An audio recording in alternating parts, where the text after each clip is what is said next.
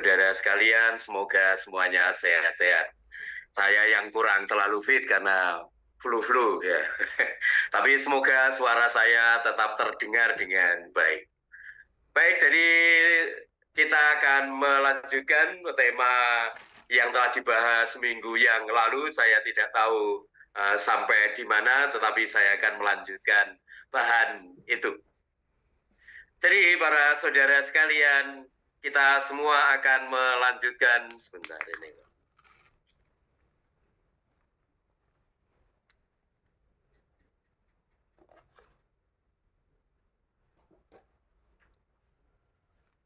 Bentar, saudara, kalau enggak bergerak ya? Oh ya, belum. Kita akan melanjutkan membaca bagian dari halaman-halaman terpenting dalam perjanjian baru. Tentunya dalam ajaran Santo Paulus. Antara lain tentang pembenaran oleh iman. Jadi tema yang sebelumnya belum selesai. Mestinya harus dilanjutkan ke bagian ini. Itu kalau mau bloknya utuh, mestinya ini ikut yang lalu. Jadi kita tetap akan menyinggung pembenaran oleh iman ini. Hanya lalu kemudian dijelaskan oleh Paulus, diperdalam dalam pembicaraan dengan mengangkat tema atau contoh dari kisah Abraham. Ini merupakan satu masterpiece kalau mau dikatakan. Salah satu karya paling istimewa dari Paulus dalam surat-suratnya. Yang menampilkan gagasan paling penting, yang mungkin sekaligus juga paling krusial. Dari paling penting tetapi juga nanti menimbulkan pertanyaan, perdebatan dan sebagainya. Misalnya saja dalam sejarah kita mencatat bahwa ungkapan yang nanti dikatakan dan sudah ada perdalam minggu yang lalu dibenarkan oleh iman itu menjadi poin krusial di dalam perpecahan antara gereja Katolik dengan gereja Protestan. Tentunya Santo Paulus tidak memaksudkan itu semua, tetapi kita para pengikutnya ini seringkali menjadikan ayat-ayat kitab suci menjadi bahan perdebatan dan perpisahan.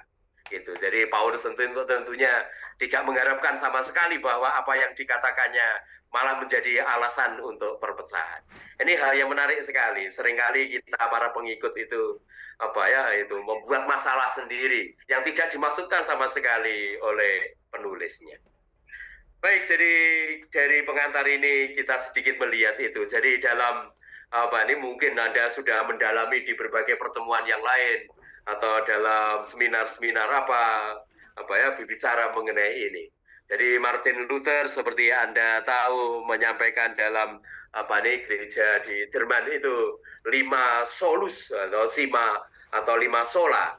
Dari 5 hanya rahmat, hanya iman, hanya Kristus, hanya kitab suci, dan hanya demi kemuliaan Tuhan. Jadi mungkin 2 itu tidak menjadi persoalan nampaknya. Hanya demi kemuliaan Tuhan, hanya Kristus nampaknya ada.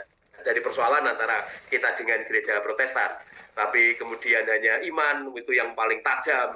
Lalu hanya kitab suci juga menjadi persoalan serius di masa lampau dan juga sedikit tentang hanya rahmat.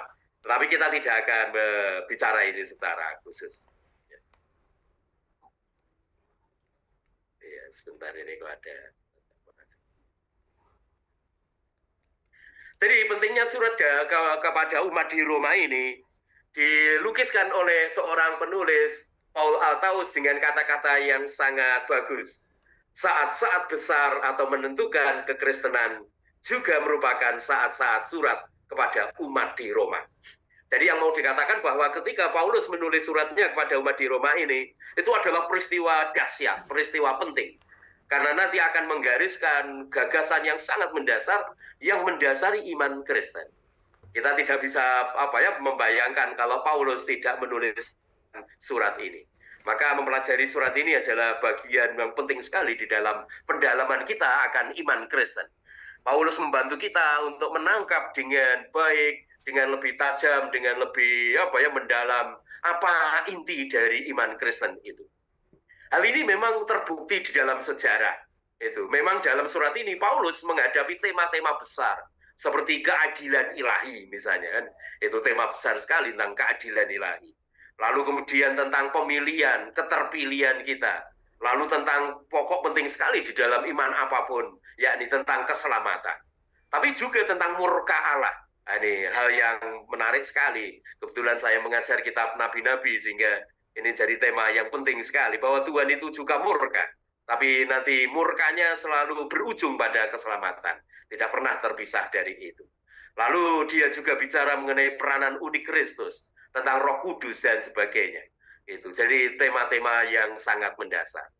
Dan mungkin akan dilanjutkan, dan tahu apakah nanti setelah ini ada tema sih, ada pendalaman lebih lanjut. Maka dalam suratnya kepada jemaat di Roma ini, sebuah kota yang barangkali sangat didominasi oleh mentalitas kekuasaan, kebesaran, prestasi, Paulus menggarap tema penting ini. Nah, saya tinggal di Roma, menjadi pastor rekan di 2 paroki di Roma dulu sekian tahun yang lalu. Nah, itu jadi bisa ini hanya saya tampilkan puing-puingnya kota Roma ya. Itu kota Roma kuno. Waktu satu kota raksasa zaman itu. Jadi Paulus menulis suratnya sekitar tahun 57-58 sebelum dia sampai di kota Roma. Dia masih dalam perjalanan mengirim suratnya lebih dahulu. Dan menjumpai ini jemaat yang sedang berkembang. Jadi orang-orang Kristen pertama yang waktu itu menjadi bagian dari orang-orang Yahudi. Jadi orang-orang Yahudi sudah hidup cukup lama di kota Roma dan sudah mulai tumbuh menjadi besar itu. Katanya ada sekitar 50.000 orang Yahudi di kota Roma. Orang Kristen berapa kita tidak tahu persis berapa jumlahnya. Tapi menjadi bagian dari orang Yahudi yang hidup di kota Roma ini. Jadi Paulus menulis suratnya kepada umat Kristen di antara orang-orang Yahudi yang hidup dalam kultur yang didominasi oleh kekuasaan, kebesaran, prestasi. Mungkin seperti zaman sekarang kan. Itu zaman kita juga zaman yang barangkali sangat didominasi itu oleh itu. Hampir semua orang mencari prestasi. Itu obsesi bahkan prestasi. Barangkali juga hari-hari ini kekuasaan menjadi obsesi. Itu salah satu barangkali tantangan bagi orang Kristen juga. Jadi Paulus menulis suratnya kepada jemaat yang demikian itu. Dan ini mengagetkan ini tema yang disampaikan oleh Paulus ini. Nanti orang itu tidak dibenarkan pertama-tama karena prestasinya yang hebat, karena kebesarannya atau kekuasaannya. Jadi dibenarkan karena iman. Ini saya pakai bahasa yang sederhana saja, sesuai dengan tantangan yang mungkin yang kita hadapi zaman ini. Nah, pemahaman dan keyakinannya yang baru ini, itu jadi bahwa manusia dibenarkan karena iman ini, lahir itu dan mengalir dari pengalamannya sendiri. Pengalamannya ketika dia dipertobatkan oleh Tuhan Yesus. Kita tahu bahwa di dalam Kisah Para Rasul bab 9, dan kebetulan para saudara ada versi lain dari Kisah Para Rasul, yakni ditulis oleh Paulus sendiri. Kalau Kisah Para Rasul ditulis oleh Lukas, maka dalam Galatia yang kebetulan kita baca hari ini ya, dalam misa harian hari ini, yang datang misa mestinya ingat ya tadi, atau yang membaca itu tadi Pak Halim sudah mengundang Anda untuk Lexio Divina. Nah, hari ini kebetulan adalah tulisan Paulus sendiri pada umat di Galatia yang bercerita tentang peristiwa pertobatannya. Itu. Dan ini menjadi dasar nanti dalam Galatia juga dibicarakan tentang pembenaran karena iman. Di dua tempat ini, jadi antara Roma dengan Galatia. Maka dia mengawali dalam suratnya di Galatia ini bagaimana dia bercerita, bagaimana keyakinannya, pemahamannya bahwa kita ini dibenarkan karena iman. Hanya karena bahwa kita mengandalkan Tuhan saja kita ini benar, bukan karena yang lain, bukan karena kehebatan dan sebagainya. Ini dipahami sungguh oleh Paulus karena dia mengalami sendiri itu peristiwa itu. Dia yang tadinya adalah pengejar jemaat Kristen, tiba-tiba dalam perjalanan menuju ke Damsyik ditangkap oleh Yesus. Yesus yang dia kira sudah mati, ternyata masih hidup, menampakkan diri kepada dia. Dalam peristiwa itulah dia kemudian merasakan dibalikkan seluruh kehidupannya. Dia menyadari bahwa dia yang pendosa itu malah justru dipilih oleh Yesus. Tandanya bahwa dia dicintai. Bahwa walaupun dia musuh Yesus, tetapi ternyata tidak dibenci oleh Yesus. Dia tidak dipersalahkan dalam tanda petik oleh Yesus. Kalau enggak kan mestinya Paulus adalah orang yang mestinya paling dibenci oleh Yesus. Tapi ternyata tidak. Nah, pertemuan yang istimewa dengan Kristus yang bangkit itu dalam perjalanan di Damaskus itu ya menjungkir baliknya pemikiran dan hidup Paulus yang tadinya adalah seorang Farisi. Orang Farisi itu andalannya adalah prestasi, prestasi keagamaan. Jadi orang Farisi adalah orang yang paling teliti dan taat dalam urusan keagamaan. Wah, itu kita tahu kan, Yesus ketika dalam Injil banyak diceritakan itu. Mereka yang paling hebat dalam ketaatan keagamaan. Tapi ternyata ini dijungkir balikkan. Nanti dia dibenarkan bukan karena prestasinya. Saya kira ini pemikiran yang mestinya harus dipahami dengan baik sekali. Tidak sedikit penyakit atau dosa orang beragama adalah mengagungkan prestasi keagamaannya. Ini tidak matching istilahnya, tidak klop dengan ajaran iman Kristiani. Maka Paulus berubah total dari sikap yang mengandalkan pelaksanaan yang ketat akan hukum. Dia sebelumnya orang Farisi yang sangat itu membanggakan tindakan-tindakannya, prestasi-prestasi keagamaannya. Kemudian sekarang mengalami titik balik, tidak lagi membanggakan perbuatan-perbuatannya, melainkan menyandarkan diri pada iman dalam Yesus yang memilih dan menyelamatkan dia. Jadi dia sadar bahwa dia tidak diselamatkan oleh prestasinya yang hebat, tapi oleh penyelamat. Yesus yang baru dia kenal. Inilah apa yang kemudian disebut sebagai pembenaran dalam atau oleh iman. Saya merangkum kembali sedikit apa yang itu, karena tanpa itu barangkali kita tidak bisa bicara lebih lanjut.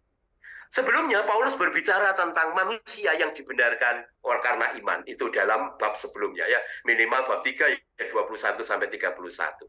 Dan bahwa pembenaran atau keselamatan itu merupakan kasih karunia atau gratis. Jadi keselamatan dan pembenaran itu bukan karena dia benar, tapi karena diberi oleh Tuhan. Jadi ini dasar penting yang mau dikatakan. Jadi ini harus dimulai juga dalam awal kita kembali ke bab 1 bahkan ayat 5. Dengan pengantarannya kami menerima kasih karunia. Jadi kata penting sekali di dalam surat di Roma ini. Dan jabatan rasul untuk menuntun semua bangsa supaya mereka percaya dan taat kepada namanya. Jadi dia sadar bahwa dia dipilih menjadi rasul bukan karena prestasinya, tapi karena kasih karunia Tuhan. Sama dengan saya, mengapa saya jadi Romo misalnya? Melulu karena kasih karunia, bukan karena saya lebih baik atau punya prestasi atau enggak. Jadi itu dengan sederhana seperti itu. Jadi kata kasih karunia atau karis juga menjelaskan asal-usul dari pembenaran, yakni rahmat ilahi, gratia divina, yakni bagaimana Allah membenarkan manusia. Jadi manusia itu benar bukan karena kita benar, tapi karena dibenarkan oleh Tuhan. Oleh Tuhan, bukan karena kita benar.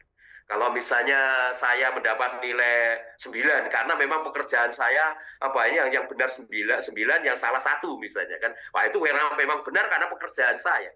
Nah, ini lain. Jadi kita itu dibenarkan bukan karena bahwa kita benar atau prestasi kita hebat.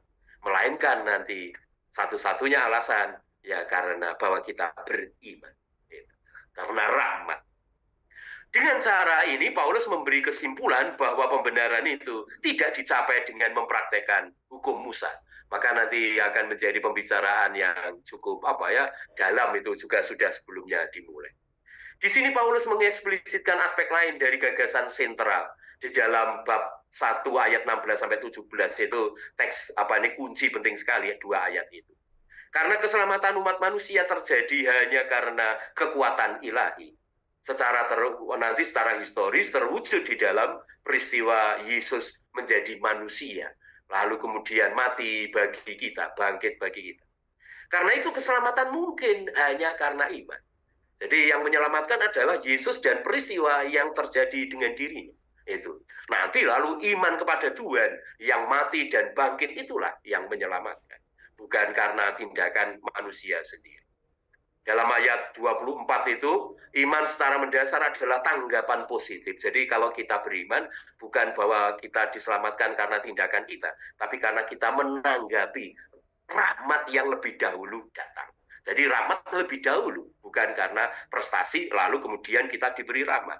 Itu seringkali manusia dan banyak orang beriman, logikanya terbalik. Kita ini berbuat baik supaya dapat ganjaran. Itu enggak. Iman Kristen tidak pertama-tama seperti itu. Jadi seolah-olah Tuhan itu ya orang yang bisa disogok kalau begitu. Enggak. Jadi kita iman kita tidak seperti itu. Orang benar akan hidup karena penerimaannya yang penuh kepercayaan akan Injil Kristus.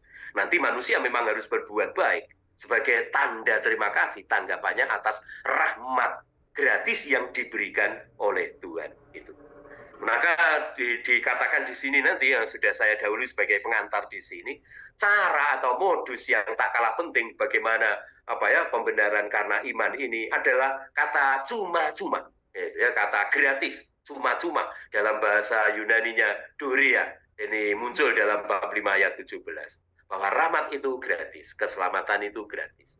Keselamatan kita peroleh bukan karena kita bayar. Itu mungkin dengan bahasa sederhana seperti itu. Nah, ada 4 poin para saudara atau 4 bagian yang akan kita lihat sore hari ini. Yang pertama, Abraham dibenarkan karena iman. Ini mestinya akan bagus kalau merupakan kelanjutan dari pembicaraan sebelumnya. Memang harus kita sambung. Jadi Abraham diambil oleh Paulus sebagai contoh penting bagaimana dia menjelaskan bahwa kita dibenarkan karena iman itu. Jadi Abraham telah memulai perjalanan imannya. Ini bagi Paulus adalah contoh terbaik. Itu dari kitab suci untuk menjelaskan apa yang hendak dikatakannya ini. Itu bahwa Abraham memulai perjalanan imannya dengan suatu keputusan. Lebih baik dikatakan itu tindakan iman yang bebas dan gratis pada Allah. Allah memanggil dia untuk pergi meninggalkan negerinya dan dia berangkat saja. Itu. Dia berangkat saja, dia percaya saja dia. Mendengar suara Tuhan itu, walaupun yang dijanjikan Tuhan itu nggak kelihatan sama sekali. Belum sama sekali kelihatan. Kalau kita sudah diberi, misalnya mau diberi sesuatu dan kelihatan, wah itu gampang, ini loh, itu nanti kan beri ini ya, nah, kita gampang langsung datang saja. Tapi ini enggak, apa yang dijanjikan Tuhan itu jauh dari jelas. Itu. Tapi menariknya bahwa Abraham itu percaya. Disinilah lalu kemudian dia dibenarkan oleh Tuhan. Abraham dilihat, dipandang, dianggap, dinilai sebagai orang benar karena dia percaya. Dia diperintah oleh Tuhan dan dia berangkat. Itulah imannya Abraham nampak dalam tindakannya berangkat itu. Jadi nanti akan menjadi bahan yang menarik sekali kalau Anda membaca secara pribadi. Ya, kita akan membaca sedikit aja. Ada 3 poin tentang pembenaran karena iman dalam hidup Abraham ini. Yang pertama dalam ayat 1 sampai 12 itu jika dibicarakan kebenaran Abraham didasarkan pada imannya. Itu Paulus mengulas itu. Lalu bagian yang kedua ayat 13 sampai 22, iman Abraham menjadi dasar bagi pengampunan bangsa-bangsa yang lain dalam keluarganya. Itu barangkali Paulus ingat itu kisah di Sodom dan Gomora dan sebagainya. Itu jadi Abraham yang percaya kepada Tuhan berdoa memohon pengampunan bagi Sodom dan Gomora dan itu mendatangkan keselamatan. Lihat ini. Jadi gagasan kedua yang penting sekali. Ketika kita beriman, kita ini menjadi orang beriman, orang benar. Dan itu mendatangkan keselamatan, bukan hanya bagi diri kita sendiri, tapi juga bagi orang lain. Lalu kemudian dalam 3 ayat terakhir, penerapan pembenaran Abraham bagi kaum beriman. Ini dalam ayat-ayat pertama kita bisa baca ini para saudara, barangkali baik kalau kita coba lihat. Jadi apakah akan kita katakan tentang Abraham, bapa leluhur jasmani kita? Sebab jika Abraham dibenarkan karena perbuatannya, maka ia beroleh dasar untuk bermegah, tetapi tidak di hadapan Allah. Jadi salah satu hal yang dihindari oleh Paulus adalah bahwa kita menjadi sombong, bahwa kita selamat karena tindakan kita sendiri. Itu saya kira benar. Kalau kita seperti itu, maka Tuhan itu tidak kita perlukan. Jadi kita tidak butuh Yesus lagi menjadi penyelamat kita. Karena manusia bisa menyelamatkan oleh tindakannya sendiri. Dan logika Paulus sangat mendalam sekali ya, dan sangat mendasar. Jadi Abraham dibenarkan bukan karena tindakannya. Misalnya kalau dia melakukan tindakan-tindakan baik dan enggak. Tetapi karena imannya. Walaupun nanti iman itu terwujud. Bahwa dia percaya kepada Tuhan. Dan kepercayaannya terwujud dalam tindakan. Maka mengerti karena iman itu dibenarkan karena iman, hanya karena iman, itu tidak dalam serta-merta lalu kemudian kita hanya seolah-olah menjadi orang Katolik, lalu kemudian perbuatannya sembarangan. Enggak, itu tidak dalam arti itu. Itu justru tidak menunjukkan iman sama sekali. Itu iman di sini adalah iman kepercayaan yang mendalam, penyerahan diri. yang terwujud nanti di dalam tindakan bahwa tanda bahwa dia orang yang percaya.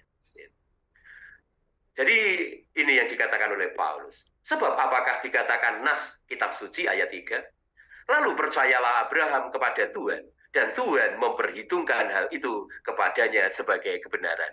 Ini kata apa ya, kutipan apa ya, literal lex dalam apa ya, dari Kejadian bab 15 ayat 6 kalau tidak keliru.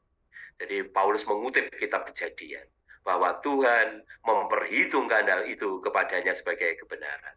Dalam cerita kita apa ya, Abraham dalam bab 15 kita tahu setelah perjalanan sekian waktu, lalu tanda bahwa dia akan mempunyai keturunan sebanyak bintang di langit itu tidak kelihatan sama sekali.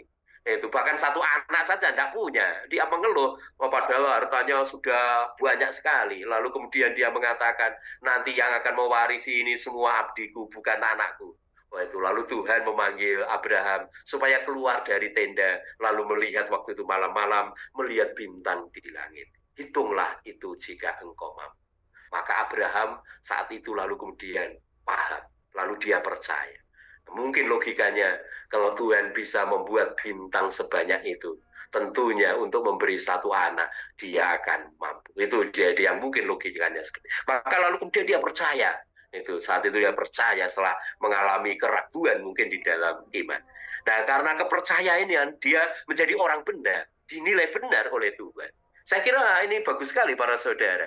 Coba kalau misalnya kita tidak percaya, gitu kan, seorang istri tidak percaya pada suami atau suami tidak percaya pada istri, itu adalah hal yang paling buruk yang bisa dibayangkan dalam relasi manusia. Demikian juga hal yang paling buruk yang bisa dibayangkan dalam relasi kita dengan Tuhan adalah kalau kita tidak percaya pada Tuhan. Loh, kalau kita tidak percaya pada Tuhan, kita akan percaya pada siapa? Itu. Saya minggu yang lalu memberi triduum di Jakarta, salah satunya juga bicara tentang ini, karena bicara tentang iman dari si kanak-kanak Yesus. Itu. Jadi manusia sekarang nampaknya itu ya, kepercayaannya yang paling tinggi adalah percaya pada dirinya sendiri. Nanti kita ini dalam dunia modern ini Tuhannya adalah manusia sendiri. Setiap manusia merasa bahwa dia adalah Tuhan kecil-kecil itu. Dia percaya hanya dirinya sendiri. Bahkan mulai tidak percaya pada Tuhan. Gitu. Ini sudah mulai menjangkiti mungkin tidak sedikit orang-orang muda. Gak merasa perlu percaya lagi, tidak perlu percaya beriman lagi. Karena mungkin sadar atau tidak sadar, mungkin mereka bukan orang-orang yang sampai pada refleksi macam ini. Tapi nampaknya dengan itu, saya bisa mengatakan bahwa tidak sedikit manusia zaman kita mulai percaya bahwa Tuhan itu adalah dirinya sendiri. Ini jadi demikian Paulus dengan mengajak merenungkan Abraham, membawa kita kepada pemahaman-pemahaman ini. Kalau ada orang yang bekerja, upahnya tidak diperhitungkan sebagai hadiah, tetapi sebagai haknya. Ini logika Paulus. Kalau kita dibenarkan karena tindakan kita, itu sebagai kompensasi saja. Nah, itu bukan karunia. Karunia itu gratis. Jadi nanti ini keselamatan yang diberikan oleh Tuhan itu gratis kepada kita, bukan karena tindakan baik. Kalau enggak, keselamatan itu seolah-olah apa yang kita peroleh dengan tindakan atau usaha kita sendiri sebagai prestasi kita. Tetapi kalau ada orang yang tidak bekerja namun percaya kepada Dia yang membenarkan orang durhaka, imannya diperhitungkan menjadi kebenaran. Kalimat ini saya yakin lahir dari pengalamannya sendiri. Paulus merasa bahwa dia adalah orang berdosa, dia orang durhaka. Tetapi kemudian itu dijumpai oleh Yesus, bahkan dipanggil oleh Yesus, dibenarkan dalam tindakan oleh Yesus. Bukan karena tindakannya benar, enggak. Tindakannya Paulus salah itu. Tapi dibenarkan dalam arti dikaruniai, diampuni, itu diselamatkan, dikasihi. Demikian yang dialami dan dimengerti oleh Paulus. Kemudian Paulus melanjutkan sedikit tentang Daud. Seperti juga Daud menyebut bahagia orang yang dibenarkan, dibenarkan Allah, bukan karena perbuatannya. Berbahagialah orang yang diampuni pelanggarannya, yang dosanya ditutupi dosa-dosanya. Nah, ini pengalaman dari Daud sendiri. Ada berbagai mazmur, terutama mazmur 51 yang sangat terkenal, mazmur Daud itu tentang pengampunan. Itu jadi Daud sungguh berdosa. dia membunuh Uria itu dosanya besar sekali, bahkan mestinya dia dihukum mati. Tapi tidak dihukum mati oleh Tuhan, karena dalam tanda petik dibenarkan, bukan karena benar tindakannya, tapi diampuni di situ. Demikian para saudara, kembali untuk menggarisbawahi makna dari apa arti dibenarkan karena iman itu. Lebih lanjut kalau kita membaca bagian ini, maka bisa berbagai poin ini penting untuk didalami. Gitu. Jadi lalu percayalah Abraham kepada Tuhan. Itu kunci penting yang disampaikan oleh Paulus mengutip kisah dari Abraham itu. Selain nanti ada berbagai peristiwa lain yang menunjukkan bahwa Abraham adalah orang yang dibenarkan oleh Tuhan karena imannya. Nampak misalnya bukan hanya pada waktu dia berangkat, tetapi juga berkaitan dengan peristiwa Hagar. Ada dialog yang menarik sekali ketika Abraham ini menjumpai konflik antara istrinya Sarah dengan Hagar. Itu tersayat hatinya, mana dia mencintai keduanya, tapi harus mengusir salah satu. Lalu Tuhan datang kepada dia, jangan gelisah hatimu, begitulah selanya. Lalu Abraham percaya pada Tuhan, itu walaupun hatinya sedih. Itu. Demikian juga peristiwa sunat itu dalam usia yang sudah sangat tua. Ini cerita yang sangat lucu tentunya kan, Abraham disunat dalam usia yang sudah sangat lanjut. Saya kadang-kadang tersenyum sendiri membayangkan bagaimana dia usia segitu harus disunat lah. Itu mungkin parangnya pun sudah tidak mampu ya. Itu. Jadi menunjukkan hampir ketidakmungkinan seolah-olah itu ya. Tapi Tuhan masih mau membangun janji dengan Tuhan, mengikat janji. Dan Abraham percaya, dia mau mengikat janji dengan Tuhan. Walaupun apa yang dijanjikan Tuhan itu semakin seolah-olah nampak menguap gitu kan, karena bertambahnya usia. Tapi dia tetap percaya. Dan terlebih lagi nanti dalam bab 22 yang tentunya paling jelas dan paling dramatis. Ketika dia sudah mendapatkan satu anak, tapi satu anak itu diminta oleh Tuhan. Itu. Sulit sekali untuk dipahami, tapi itu si Abraham percaya dan berangkat. Itu membawa anaknya ke gunung yang belum jelas itu juga.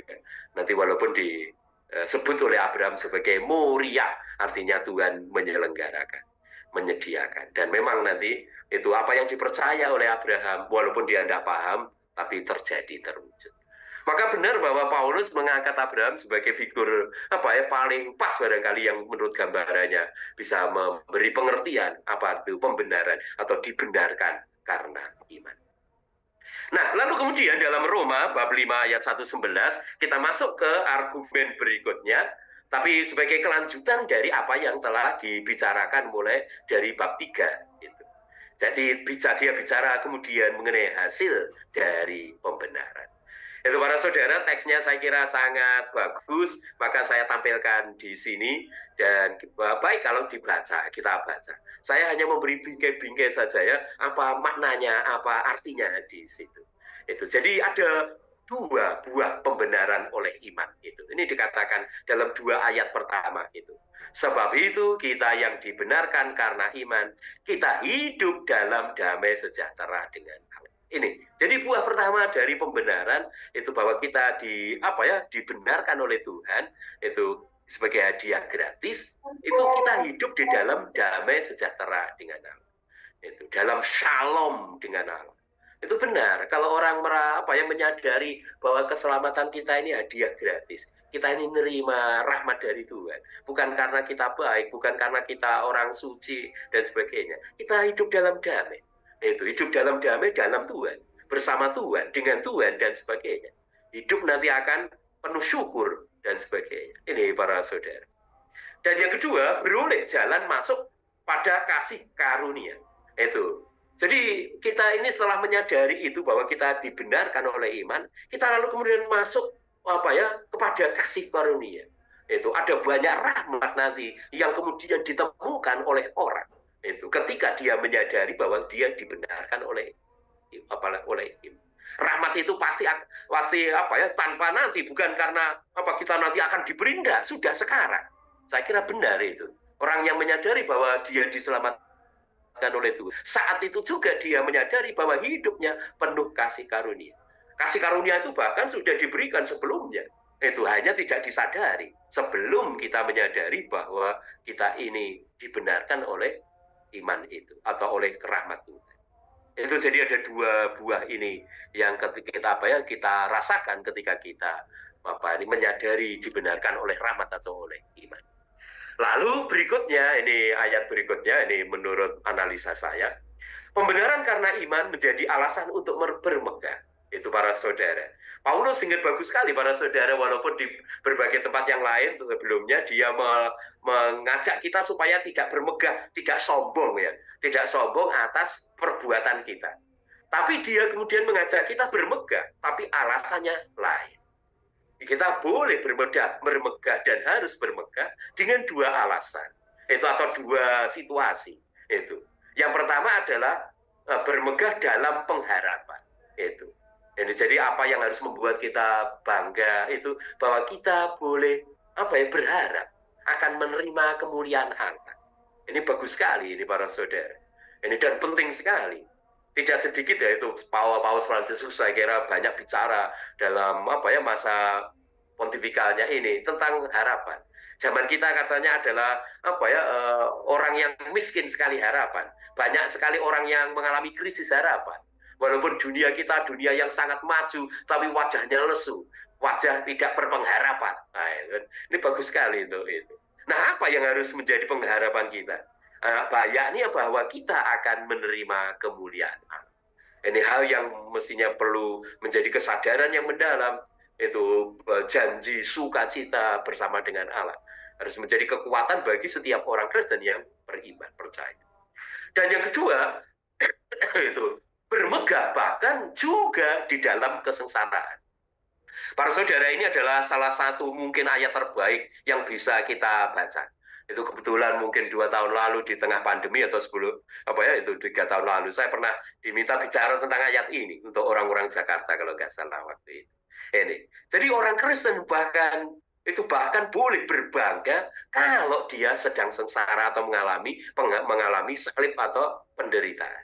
Ini luar biasa ini. Saya yakin apa yang dikatakan Paulus ini suatu keberanian yang luar biasa. Maka saya mencoba mengikuti Paulus dan dengan berani mengatakan kalau ada orang yang sedang mengalami kesengsaraan dan sebagainya, minimal kita perlu mencoba belajar untuk mensyukuri. Itu walaupun kita tidak ingin berdoa lalu meminta banyak kesengsaraan, tapi kalau ada dan itu barangkali harus kita hadapi, mungkin harus disyukuri. Ini dikatakan oleh Paulus, bukan saya katakan. Malah kita bermegah juga dalam kesengsaraan. 2 hari berturut-turut ini ada 2 orang yang WA pada saya cerita tentang salib-salib yang mereka alami. Nah, saya walaupun tidak mengutip Paulus tapi mengatakan kurang lebih hal yang sama. Syukuri saja dengan sabar. Itu coba untuk tekun. Dan ini yang dikatakan oleh Paulus. Karena kita tahu bahwa kesengsaraan itu menimbulkan ketekunan. Dan ketekunan menimbulkan tahan uji. Dan tahan uji menimbulkan pengharapan. Jadi menarik sekali bicara kembali ke atas. Itu kita bisa bermegah dalam pengharapan kalau kita juga mulai berani bermegah juga di dalam kesengsaraan. Itu bahkan di berbagai tempat dalam konferensi atau seminar atau retret. Kalau saya berhadapan dengan umat atau suster romo-romo akhir-akhir berbagai retret untuk para romo. Kalau misalnya hidup kita terlalu enak, kita harus curiga. Saya mengatakan kalau hidup kita terlalu enak itu kurang baik. Itu berbahaya. Maka Anda harus meminta kepada Tuhan sedikit salib. Dan ini saya kira benar sesuai dengan apa yang dikatakan oleh Paulus. Walaupun orang mungkin heran, tidak paham dan sebagainya. Tapi masing-masing harus bercoba memahami itu. Kalau tidak, Anda akan tambah kesengsaraan, saya kira. Itu yang dikatakan oleh Paulus. Lalu kemudian ayat-ayat berikutnya bicara mengenai ini menurut analisa saya. Bukti tanda bahwa kasih Allah itu begitu besar bagi kita. Ini menarik sekali para saudara. Jadi logika Paulus luar biasa mendalam. Gitu kan. Setelah dia mengajak kita mau berani bermegah dalam pengharapan dan bahkan dalam kesengsaraan, itu dasarnya apa? Dasarnya adalah bahwa kasih Allah itu begitu besar. Sehingga kita tidak perlu takut apapun. Itu Tuhan mengasihi kita begitu besar. Tandanya apa? Dia memberi 2 tanda. Yang pertama adalah bahwa Allah dalam Kristus berkorban bagi orang lemah dan berdosa. Itu pertama. Kasih Tuhan itu begitu besar. Waktu kita masih lemah, Kristus telah mati untuk kita orang-orang berdosa. Itu. Sebab tidak mudah orang mau mati untuk orang benar. Tetapi mungkin orang baik, ada orang yang berani mati. Akan tetapi Allah menunjukkan kasih-Nya kepada kita oleh karena Kristus telah mati untuk kita ketika kita masih berdosa. Ini logika yang luar biasa mendalam sekali. Itu kemarin saya mengajar kenabian bicara tentang Hosea. Hosea itu diminta oleh Tuhan mengawini perempuan Sunda. Beberapa frater ini tidak paham sama sekali. Loh, jadi Hosea jelek sekali Romo ya. Ngapain dia ngawini perempuan Sunda? Jadi frater ini juga tidak paham. Kalau mengawini orang baik-baik, gadis yang baik, pinter, cantik, hebat semua gampang sekali. Nah, itu tidak perlu cinta yang dalam, gampang semua orang bisa. Tetapi mencintai mereka yang tidak kita harapkan, tidak karuan, itu butuh cinta yang luar biasa. Dan ini Paulus merasa, ya, dia lahir dari pengalamannya juga. Cinta Kristus itu baginya luar biasa. Karena dia paham pada waktu dia masih tidak karuan, penjahat besar, justru Tuhan mencintainya, sudah mencintai. Ini lahir dari pengalamannya sendiri. Yang kedua, cinta Tuhan atau kasih Allah itu begitu besar. Yang kedua, adalah bahwa orang berdosa dibenarkan, dibela. Bukan hanya dengan cara yang biasa-biasa saja, bahkan dibelain sampai mati. Itu yang kedua dalam ayat 9 sampai 11 ini yang nanti bisa Anda baca sendiri. Nah, itu para saudara dua poin pertama. Itu poin yang ketiga, itu melanjutan dari apa yang tadi sudah dibicarakan. Ada lalu Abraham bicara mengenai Adam lama, Paulus bicara mengenai Adam lama dan Adam baru. Ini satu proses penjelasan pendalaman yang menarik juga. Itu bahwa Paulus setelah bicara dengan bahasa atau kisah Abraham, lalu kemudian dia bicara untuk memperdalam temanya ini dengan menggunakan figur atau tipologi Adam lama dan Adam baru. Itu Paulus yang bicara ini ya, menemukan bahasa ini. Sedikit barangkali ya, kembali ke pengantar itu. Saya membaca bahwa menurut sementara ahli kitab suci, diskursus atau wacana Paulus di dalam Roma bab 5 ayat 12 sampai 21 ini dianggap sebagai puncak dari surat Roma. Itu beberapa berpendapat begitu. Tentunya kita bisa setuju, bisa juga tidak. Yang tidak tentunya harus memberikan penjelasan. Tapi beberapa ahli mengatakan bahwa ini adalah suatu pembicaraan yang sangat mendalam, bahkan bisa dikatakan merangkum surat pada umat di Roma. Mengapa Paulus bicara tentang Adam lama dan Adam baru? Gitu. Ini barangkali penting juga bagi kita yang seringkali mungkin salah tangkap atau salah pengertian dalam banyak pengertian iman kita. Salah satu situasi penting yang menjadi latar belakang surat Roma adalah pengusiran orang-orang Yahudi dari Roma oleh Kaisar Claudius. Jadi Claudius itu memerintah tahun 41 sampai 54. Nanti Paulus menulis suratnya beberapa tahun kemudian. Tapi akibat dari situasi pemerintahan Claudius ini masih nampak di dalam kegoncangan iman yang dialami oleh umat Kristen di Roma itu.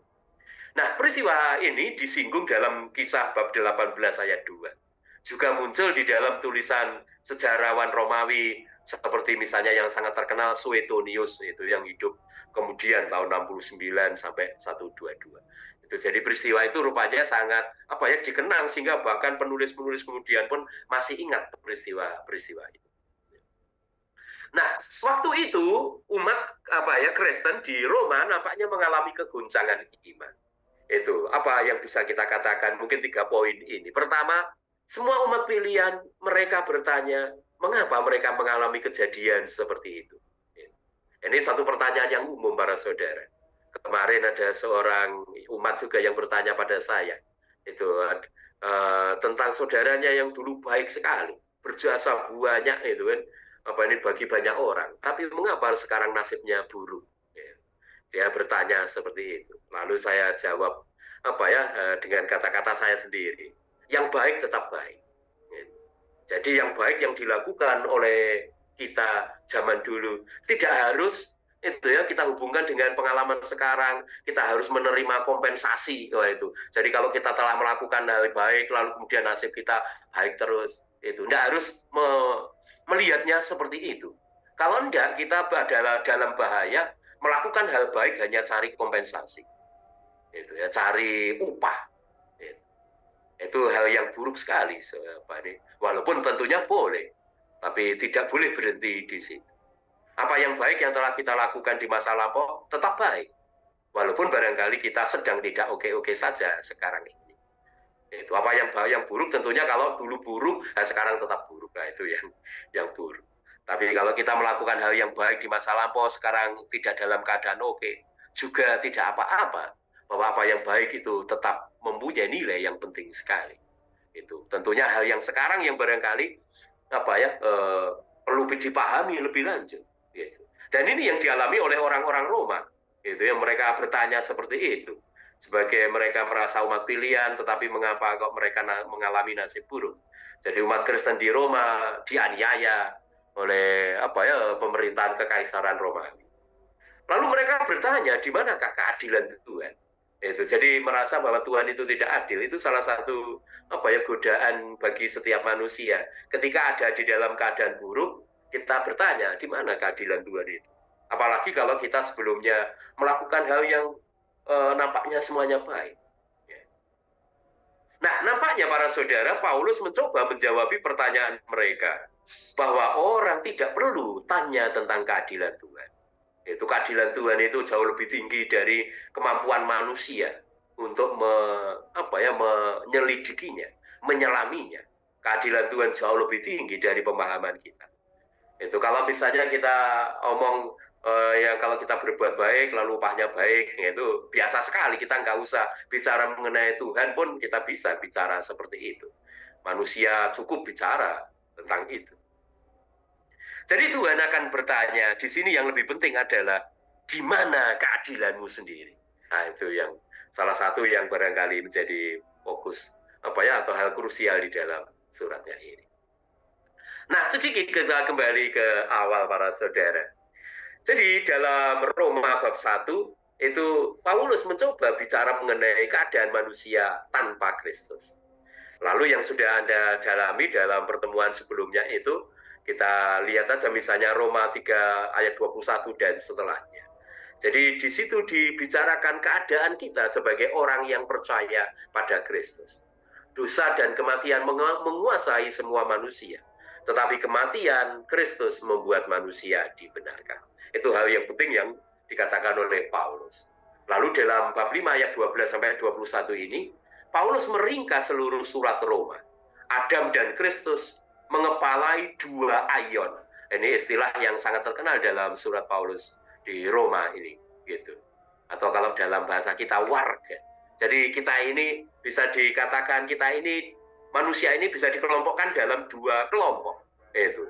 Jadi satu kelompok manusia dipimpin oleh Adam, satu kelompok manusia dipimpin oleh Kristus. Itu.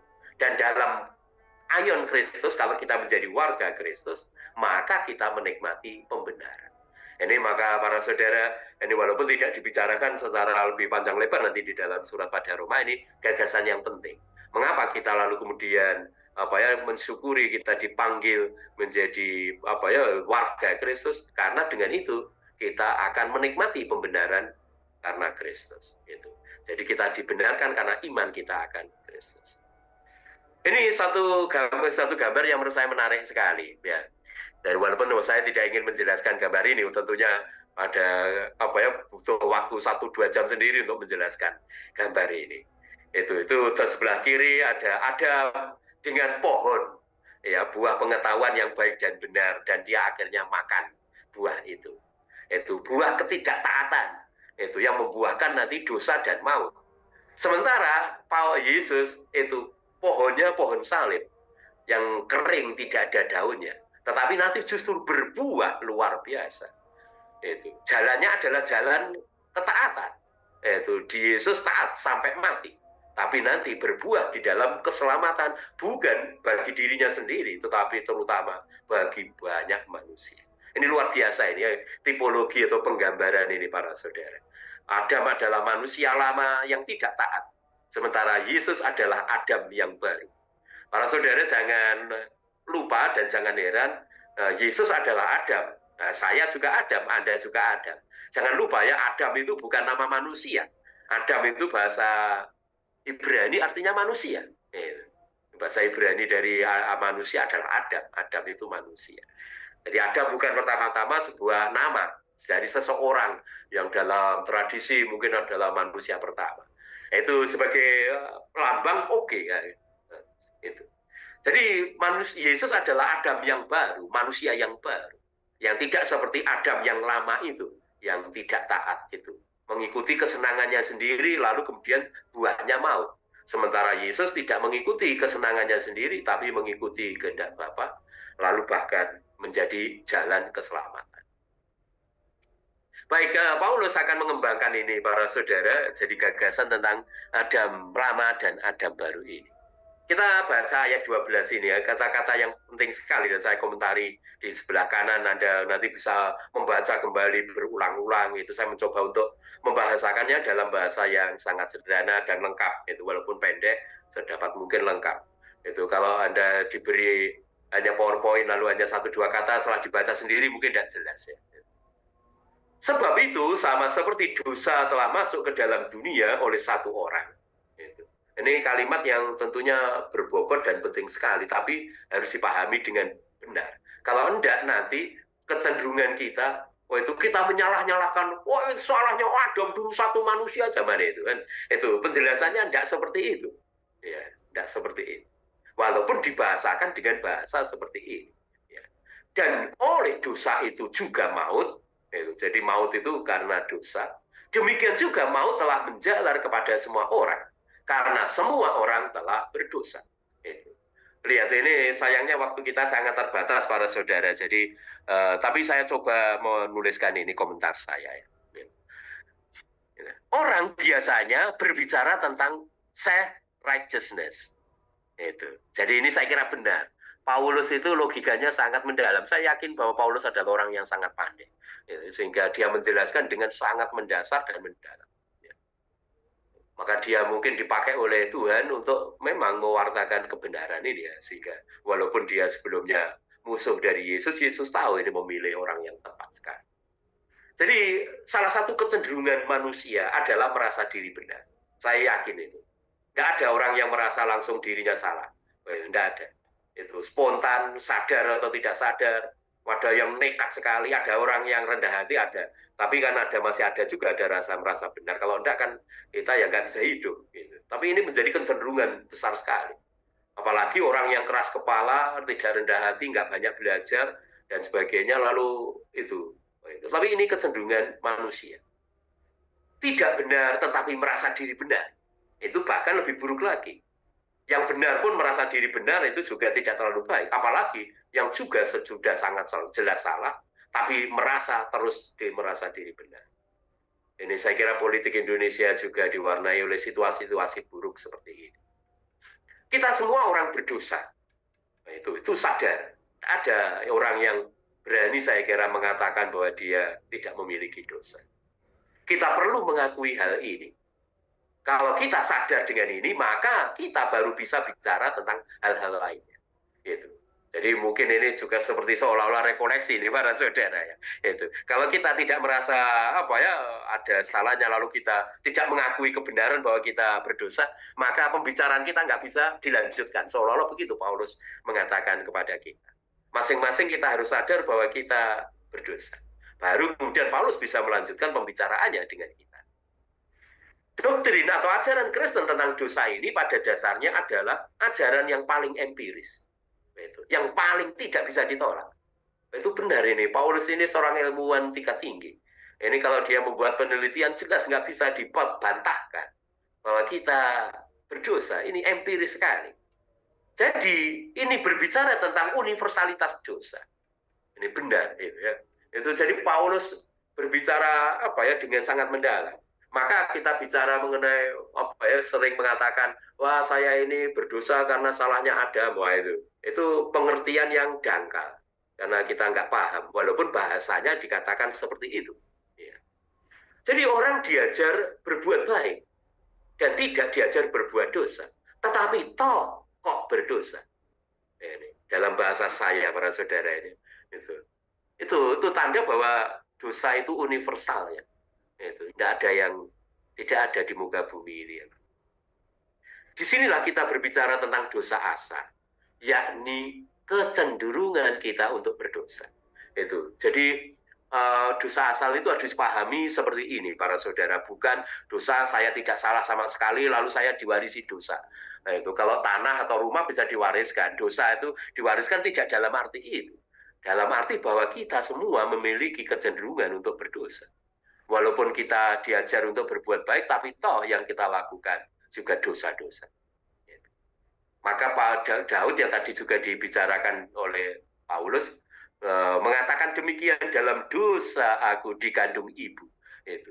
Untuk mengatakan bahwa realitas dosa itu begitu mengelekat dalam diri kita. Bukan untuk menyalahkan ibu ya. Ibu tidak salah. Tapi seolah-olah bahwa dosa ini sudah kita bawa dalam darah daging kita, kecenderungan kita untuk melakukan itu. Bersama dosa, maut pun masuk dalam dunia. Ini yang dikatakan oleh Paulus. Maut di sini tidak sekedar badan kita mati, melainkan bahwa kita kehilangan hidup kekal. Itu walaupun saya harus menegaskan bahwa hidup kekal itu tidak hanya berarti hidup nanti setelah kita mati, enggak. Hidup kekal artinya hidup yang sesungguhnya, hidup yang dengan kualitas sesungguhnya. Itu hidup yang tidak sembarangan. Itu hayim olam hayim dalam bahasa Ibrani-nya. Namun hidup kekal bukan hanya dalam arti sepanjang-panjangnya, melainkan mengenal Allah yang benar. Itu Yohanes bab 17 ayat 3 mengatakan itu. Jadi hidup kekal itu bukan hidup yang panjang, bukan. Itu walaupun juga berarti itu. Artinya bahwa hidup kita nanti ya tidak hanya itu sekedar hidup di dunia ini, nanti tidak selama-lamanya. Itu salah satu ciri karakter hidup kekal. Tapi hidup kekal dalam arti yang paling esensial, artinya kita mengenal Allah yang benar. Itu dikatakan oleh Yesus sendiri di dalam Injil Yohanes. Selanjutnya Paulus mengatakan demikian. Sebab itu sama seperti dosa telah masuk ke dalam dunia oleh satu orang, dan oleh dosa itu juga maut, demikian juga maut telah menjalar kepada semua orang, karena semua orang telah berbuat dosa. Jadi para saudara, seperti yang saya katakan tadi, Adam di sini pertama-tama perlu kita pahami sebagai wakil dari manusia. Jadi sebetulnya kita semua.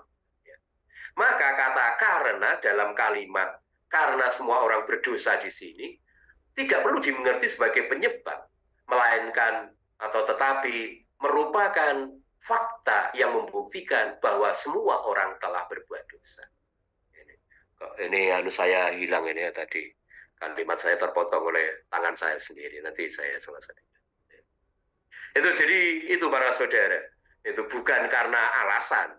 Itu tetapi karena sebagai pernyataan. Itu merupakan fakta bahwa semua orang telah berdosa. Jadi Paulus mau menggarisbawahi bahwa faktanya atau kenyataannya semua manusia berdosa. Ini fenomena yang aneh, tetapi kenyataannya begitu. Jadi demikian. Apa yang bisa mengubah ini? Lalu Paulus berbicara tentang hidup baru dan kelahiran baru. Maka kita bicara mengenai secara aktual kita berdosa. Itu. Berdosa. Sebenarnya kita tidak bisa bilang ini tidak fair. Yang berdosa kok saya yang disalahkan. Itu. Seperti pengertian kita tentang dosa asal kita diwarisi oleh Adam gitu. Enggak. Jadi tidak seperti itu. Sebagaimana kita mengerti secara kurang tepat mengenai dosa asal. Tapi ini merupakan suatu kenyataan itu yang ada di dalam hidup kita. Nah, lalu Paulus lebih lanjut mengaitkan dengan apa yang sudah dibicarakan mungkin dalam bab 3. Sebab sebelum hukum Taurat ada, telah ada dosa di dunia. Tetapi dosa tidak diperhitungkan kalau tidak ada hukum Taurat. Sungguh pun demikian, maut telah berkuasa dari zaman Adam sampai kepada zaman Musa. juga atas mereka yang tidak berbuat dosa dengan cara yang sama seperti yang dibuat oleh Adam, yang adalah gambaran Dia yang akan datang. Jadi Paulus di sini melanjutkan argumen bahwa semua orang berdosa juga sebelum ada Taurat. Sebagai contoh, orang juga bisa bersalah naik sepeda motor ngebut, walaupun peraturan atau rambu-rambu lalu lintas itu belum ada. Jadi walaupun belum ada lampu lalu lintas misalnya maksimal 70 misalnya, itu ngebut pun ya bisa dikatakan salah walaupun belum ada peraturan. Nah, tetapi kemudian ketika ada peraturan, maka lalu kesalahan bisa berat, lebih berat lagi.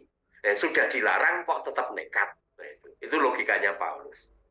Jadi baik orang Yahudi yang mengenal Taurat maupun orang kafir yang tidak mengenal Taurat, mereka semua berdosa. Ini gagasan yang penting sekali. Itu juga dalam pertanyaan saya masih ditanyakan oleh kemarin itu oleh seorang lewat WA itu. Romo, kalau tidak percaya pada Kristus, apakah kemudian ini bisa selamat dan sebagainya. Nah, ini salah satu teks yang bisa dikutip oleh Paulus. Itu kita kutip menjadi pendasaran bahwa semua orang nanti akan dihakimi oleh apa yang dikatakan oleh Paulus ini. Baik mereka yang belum mengenal Taurat, belum mengenal Kristus dan sebagainya, diadili menurut apa yang mereka kenal. Jadi mereka berdosa dengan cara yang berbeda. Mereka tidak luput dari penghakiman, karena dalam diri mereka ditaruh hati nurani. Itu di dalam bab 1 sudah dibicarakan. Manusia menurut Santo Agustinus sebetulnya jika memilih taat, maka dia tidak berdosa. Posse non peccare, itu dalam bahasa Latinnya. Tetapi manusia pada kenyataannya memiliki kecenderungan untuk berdosa. Maka manusia ada di dalam kecenderungan untuk berdosa. Namun menarik para saudara, dan ini pentingnya pembicaraan Paulus, bahwa dia tidak berhenti pada dosa. Jadi pembicaraan Paulus syukurnya tidak berhenti pada dosa. Sebab walaupun buruk, dosa bukanlah kata terakhir. Sebaliknya, ini adalah permulaan untuk karya Tuhan yang begitu besar, begitu mulia, dan begitu indah. Maka surat Roma tidak berhenti dengan kejatuhan Adam atau dengan kelemahan manusia, melainkan kasih karunia. Kalau kita kembali tadi pada pembicaraan yang sudah saya katakan, itu bahkan nanti pengenalan kita akan realitas dosa, itu Paulus membawa kita pada kesadaran dan pemahaman bahwa cinta Tuhan itu begitu besar. Itu yang menariknya ya. Jadi doktrin tentang dosa hanyalah introduksi, pengantar. Paulus bicara tentang dosa manusia sedalam-dalamnya, justru untuk mengantar kita pada pembicaraan tentang rahmat Tuhan yang sebesar-besarnya. Maka ajaran Kristen tidak berhenti pada dosa dan kelemahan manusia, melainkan pada kasih karunia Tuhan yang begitu besar. Dalam keyakinan Paulus, keyakinan Kristen, manusia pada dasarnya sudah tidak bisa menolong dirinya sendiri. Apa yang menolong manusia adalah kasih karunia. Di sini kemudian Paulus masuk dalam penjelasan yang amat penting tentang keselamatan yang dikerjakan oleh Kristus lewat ketaatannya. Ini juga harus menjadi jiwa hidup Kristen. Kita bisa bicara tentang dosa, kelemahan, baik dosa maupun kelemahan diri kita dan orang lain, bahkan sampai sedalam-dalamnya. Ini para saudara, itu saya kira harus membingkai tindakan kita, membimbing sungguh-sungguh ini. Kita bisa berbicara mengenai dosa kita di seorang lain, tapi tidak berhenti di situ. Ini semua harus membawa kita kepada anugerah, itu perspektif yang lebih dalam lagi, yakni anugerah. Bukan perspektif kebencian, penghakiman, itu, tapi perspektif kasih dan karunia.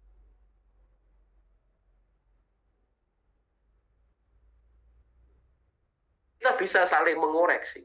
Itu. Bahkan juga dalam konteks negara, politik, itu boleh kritik yang sangat keras dan harus, tetapi kemudian tidak berhenti di situ, tapi kemudian membawa pada perspektif rahmat, pengampunan dan sebagainya. Tetapi kasih karunia tidak sama dengan pelanggaran, sebab jika karena pelanggaran satu orang telah jatuh dalam kuasa maut, jauh lebih besar lagi kasih karunia Allah dan kasih karunia-Nya yang dilimpahkannya atas semua orang karena satu orang, yaitu Yesus Kristus. Ini para saudara, penting sekali ya. Jadi memang ada mewakili kita semua, jadi bukan satu manusia Adam itu, enggak. Adam di sini adalah wakil dari kita-kita ini. Kita semua melanggar, tetapi kasih karunia jauh lebih besar dan lebih tinggi, lebih luas. Kasih karunia itu dikaruniakan kepada semua orang. Semua di sini ya, itu tidak hanya seringkali yang dimengerti oleh orang-orang itu kan hanya orang tertentu atau kelompok tertentu, orang Katolik dan sebagainya. Semua di sini berarti universal bagi semua orang, bukan dalam arti borongan atau gerombolan, tapi yang kemudian menjadi rahmat murahan gitu enggak. Itu ya, jadi pengertian yang keliru yang lain. Kasih karunia di sini paralel dengan pelanggaran manusia, tetapi dalam level yang tidak seimbang. Karena kasih karunia lebih tinggi atau lebih besar. Jadi seperti apa ya, rel kereta api itu, ada dosa tapi ada rahmat. Nah, rahmat ini lebih besar, lebih kuat dari dosanya ini. Jadi ketika manusia berdosa tidak mungkin tidak ada rahmat. Itu karena kalau tidak ada rahmat manusia tidak selamat. Tapi dalam level yang bahkan jauh lebih besar. Nah ini yang menurut saya baik, ini susunan saya sendiri. Ada paralelisme antara fakta dosa dan rahmat. Faktanya Adam itu menjadi model ketaatan, model kejatuhan, tapi ada Kristus, model ketaatan, keselamatan, kebangkitan. Ada dosa, pelanggaran, tapi ada kasih karunia. Ada penghakiman dan penghukuman, tapi ada pembenaran. Ada maut, tetapi ada hidup. Sebab jika oleh dosa satu orang maut telah berkuasa oleh satu orang itu, maka lebih benar lagi yang telah menerima kelimpahan kasih karunia. Ini. Jadi kembali pada pertanyaan umat yang mempertanyakan keadilan Allah. Padahal kita tidak benar, tidak adil. Itu Paulus menyadarkan kita tentang the righteousness of God. Jadi benarnya Tuhan. Bukan dalam arti murka terhadap orang berdosa. Itu bahwa ada pembalasan terhadap orang berdosa, melainkan berbicara mengenai kebenaran atau keadilan, kelurusan Tuhan. Tuhan itu lurus, karena walaupun manusia itu berdosa, dia sebagai Allah tidak bisa membencinya, menghukumnya, atau mengenyahkannya. Tuhan itu lurus, walaupun berhadapan dengan manusia yang bersalah, dia tetap mau menyelamatkannya. Itu para saudara. Jadi di sini kebenaran, keadilan, atau kelurusan, the righteousness of God, itu dalam bahasa Inggrisnya mungkin lebih tepat, lebih gampang. Secara mengagetkan bahwa ia yang benar tidak membalas sesuai dengan keadilan. Itu. Kalau kita misalnya keadilannya retributif, orang berdosa ya dihukum. Udah nggak ada kemungkinan lain. Tapi ternyata enggak. Paulus tidak dihukum oleh Tuhan, malah diberi rahmat besar itu. Melainkan berani membenarkan manusia yang berdosa atau bersalah. Disinilah kebaruan, keunikan pewartaan Kristen. Dari refleksinya atas pengalamannya bertemu dengan secara personal dengan Yesus itu, Paulus membawa kita pada kebenaran pokok iman kita tentang Allah yang berbicara tidak tentang penghakiman pertama-tama, tetapi tentang pembenaran dan tentang kasih karunia. Lalu, mengapa ketaatan Kristus menyelamatkan kita? Ada dua alasan, dua cara. Yang pertama, mengganti. Yang kedua, menguduskan. Jadi, ketaatan Kristus menggantikan ketidaktaatan kita. Dan ketaatan Kristus membuat kita lahir baru. Membuat kita menjadi orang yang taat. Itu nanti buahnya yang penting ya. Orang yang semakin terbuka untuk dibentuk oleh Tuhan. Itu nanti ada teks-teks banyak sekali yang bisa dikutip. Salah satunya yang paling bagus menurut saya Ibrani bab 5 ayat 89 ini. Itu jadi dia taat ini.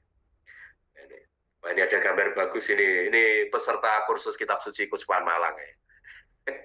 Nanti dibaca sendiri kalimat yang sangat-sangat bagus ini dari Santo Irenaeus. Salah satu kalimat yang sering saya kutip itu terutama untuk orang muda. Sangat bagus sekali, nanti bisa dibaca. Itu para saudara saya lompati beberapa hal. Maka tugas gereja dan umat Kristen adalah mewartakan itu kekayaan kasih karunia Tuhan. Ini itu penting sekali.